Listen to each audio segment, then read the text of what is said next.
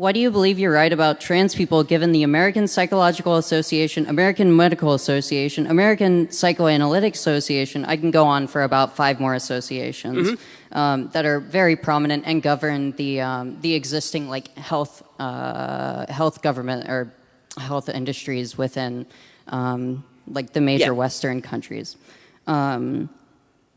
And all of these associations have multiple thousands of doctors, sociologists, psychologists, and with PhDs in their respective fields backing the idea that sex and gender are different, effectively gaining the medical consensus for sex and gender being 2 different concepts, yet you have a different opinion. Okay, so sex and gender are 2 different concepts, but gender is tied to biology. So one of the big problems that you see in sort of the argument in favor of trans rights is this notion that gender and sex are completely separable. They're not completely separable. If they are completely separable, then this means that identifying people by their subjective gender really has no relevance as to whether they are a male or a female. Male and female are biological terms. So using terminology like male and female to describe a self-perception of maleness or femaleness is sort of a bizarre way of arguing whether a thing is a man or a woman. So here's my question. It's an argument that my friend Matt Walsh likes to make. What is a woman? Define what a woman is without reference to the word woman, please.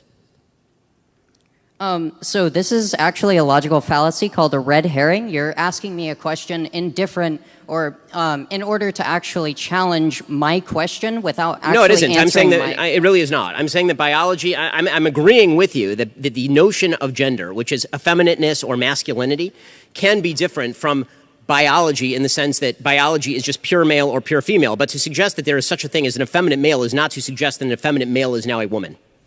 Transgenderism makes the argument that if you believe that you are a woman, you are therefore a woman. Or if you believe that you are a man, you are therefore a man. I disagree with this. There are objective measures as to whether you're a man or a woman. There are objective measures as to whether you're male or female. There's certainly a spectrum with regard to effeminateness versus masculinity. That's certainly true, but that does not change the underlying sexual dichotomy that is the basis for all human reproduction. Yeah, you can answer.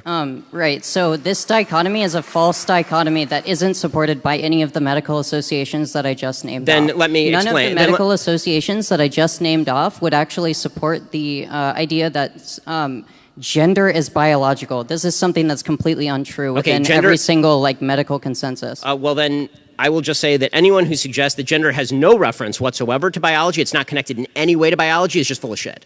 Because if the the reason I and the reason that I say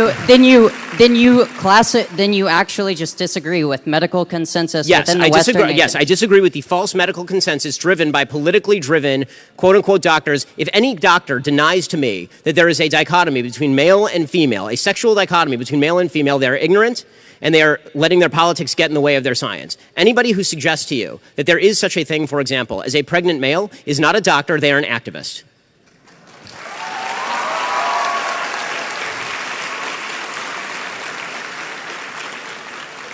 I'm very glad that none of these opinions are actually accepted in academia and haven't been for over 70 years. Sent this here on Twitter. Okay, so the notion that they haven't been accepted for over 70 years is a bizarre one, considering they were accepted until about 5 minutes ago. And the basic idea that male and female do not exist runs counter to all mammalian biology, all of it, not just human. Are we to suggest that gender and sex are different in walruses? How does this work exactly?